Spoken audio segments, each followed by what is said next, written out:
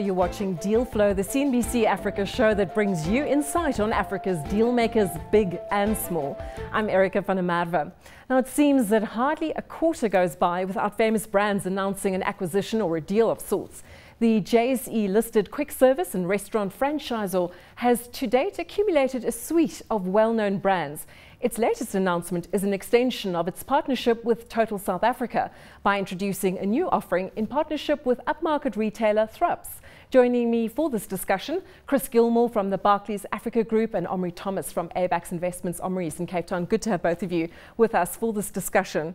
So Chris, I think you and I were discussing this in the green room. It's been almost exactly 20 years since Famous Brands listed, and it's been a fascinating history, one of almost ongoing continuous growth. Absolutely. If you go back to when they listed, say back, I think it was September '94, family-controlled business, and it was a good business, solid stuff. But it wasn't really gaining the kind of traction that I think they wanted. And I think the big turning point was in the late 90s, early part of last decade, when Kevin Hedderwick joined them. You know, his background, SAB, the Keg, that type of thing, tremendous background. I mean, Kevin's a very mild-mannered, quietly spoken sort of guy, but you know, the results speak for themselves. He's transformed that business. He added that huge professional management into what was, as I say, a family-run business, and as I say, the rest is history.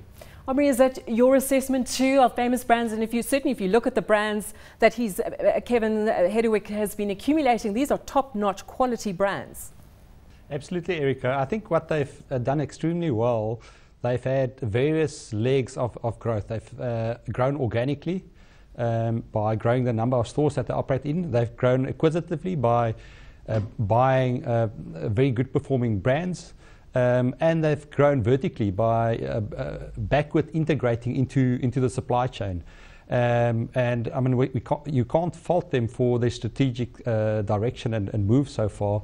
And the market has rewarded them well over the years. Over the 20 years, I looked at it a while ago, I think they grew operating profit by about 25% per year for 20 years. So it's been an amazing achievement. And what's very exciting about it, about the group now, is the expansion into Africa and the rest of the world. Obviously, it brings additional risks, but I think what they've done over time, they've really developed a strategy that they can roll out in other areas of the world as well. So, very exciting group. Well, certainly a fascinating business with a strong history. We bring you a quick overview of the Famous Brand Group. Famous Brands is an integrated food services business encompassing franchise brands, logistics and manufacturing. This leading quick service and casual dining restaurant franchisor is once again expanding its existing relationship with Total South Africa by introducing a new offering to the upper-end metropolitan service stations, Thrups, a high-end family-owned business that was formed in 1982. Under the new agreement, some of Total's Bonjour shops aimed at more high-end customers will be rebranded as Thrups stores with a mug and bean alongside it.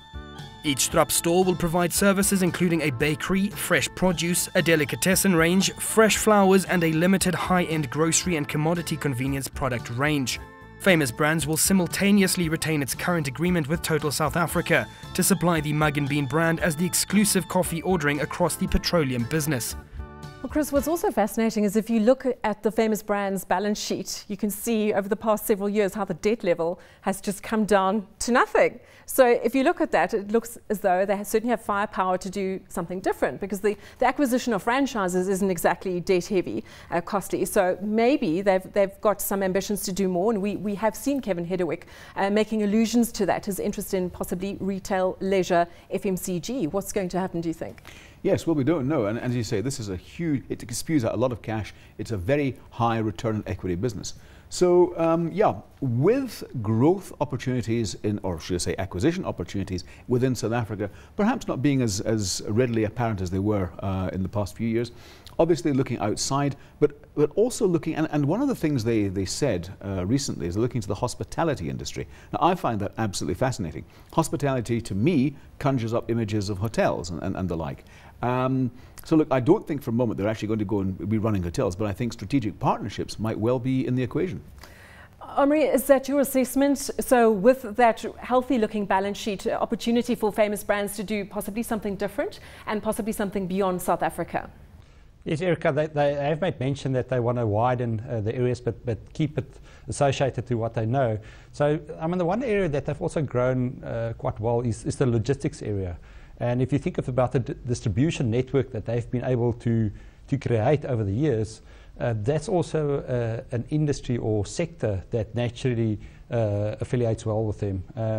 I mean, obviously they're very good in franchising, so the franchising concept, it's not only relevant to food, they can probably roll that out into clothing or other retail type of franchises. So I think exciting time, so it will be interesting to see what area they move into. Yeah, I mean, your reference to logistics, it just makes me think, just reading a fairly recent interview that Hedderwick did in the media, in the financial media, a reference to Bidvest and Brian Joffe, it just reminded me of that. So would he and his board have ambitions to put together a far more diversified group, looking into just logistics, more manufacturing, more services? Yes, I mean, obviously Bidvest is a much more diverse business, so I think they'll stick closer to their knitting.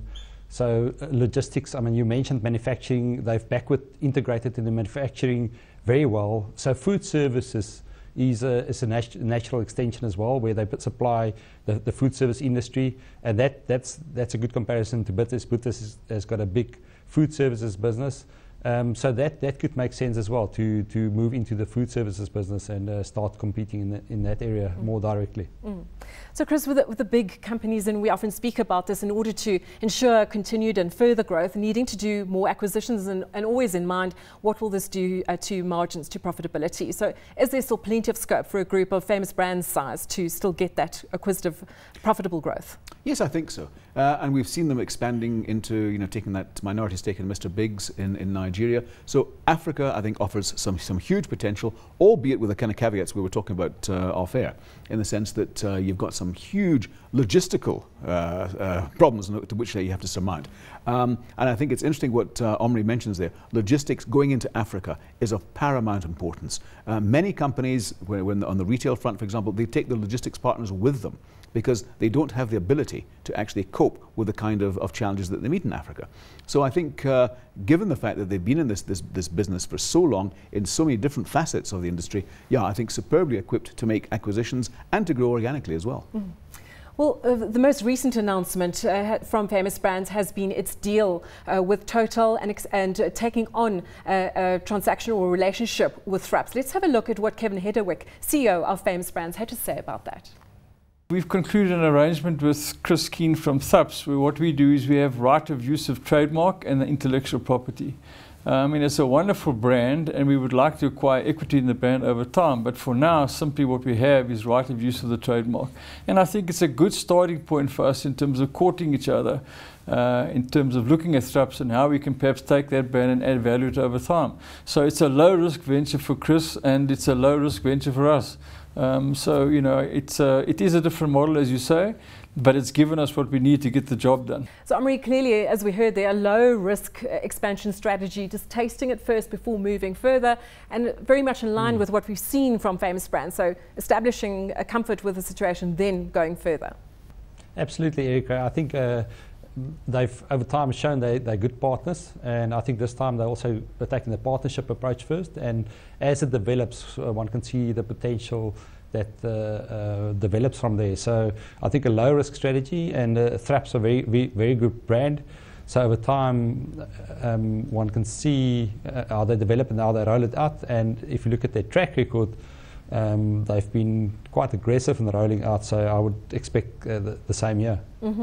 So Chris, pulling it all together, and I'll ask Omri as well, your view of the stock, Famous Brands, but in particular given its long-term apparent strategy, very clear from here onwards it will remain acquisitive and perhaps even more aggressively so.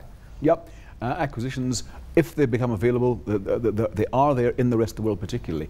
And they took a lot of criticism for going to the UK and buying the rump of Wimpy a few years ago. And now we're starting to see the benefits. It's taken a long time. That was what Burger King didn't want, basically, in the UK. They're in the kind of off the beaten track. That's starting to move. Debonairs and Steers going in there, starting off with the expatriate South African community. The first Thraps and Senderwood, I think that will be a pilot. We'll see what happens after that. I think basically what you're buying here here is huge amount of intellectual capital. You're looking at ideas. It's very much an ideas-driven operation. And past history tells me that if they can keep on replicating this, then the outlook is really fantastic. Omri, your views on Famous Brands and the kind of investor that would be comfortable with Famous Brands, for instance, if it were to continue with acquisitions. We know it's cash generative, but could it influence its dividend-paying ability? Erica, the balance sheet is very healthy. They're totally ungeared, so quite a bit of balance sheet capacity. So I don't think that acquisitions will prohibit them from paying dividends. It's a very cash flow generative business. So even with acquisitions, they can continue to pay dividends. Obviously, acquisitions bring their own risks. Up till now, those risks have been contained in that they've invested into the same industries that they know, and also in the same region. I think the risk profile is increasing slightly with them venturing slightly outside their normal comfort zone, and also increasing the geographic spread outside South Africa. But to date, management hasn't put a foot wrong. Where they've made acquisitions and those acquisitions haven't delivered, they've cut back and they've reduced the exposure to those brands. And I would expect similar. I mean, if you look at the share price relative to the earnings, it's on a very high rating, and justifiably so. Management has consistently delivered over the years, and I think as earnings continue to grow, the market will keep on rewarding them for their efforts. I can't see much further re-rating from this level, but the share price will probably track earnings growth, which has been fantastic over the years. Omri, thanks. I see Chris here in studio nodding in agreement with what you've said about Famous Brands. Well, thanks to both of you. Omri Thomas from Abax Investments, Chris Gilmore from the Barclays Africa Group, and from me, Erica van der Merwe, and the whole Deal Flow team. It's goodbye for now.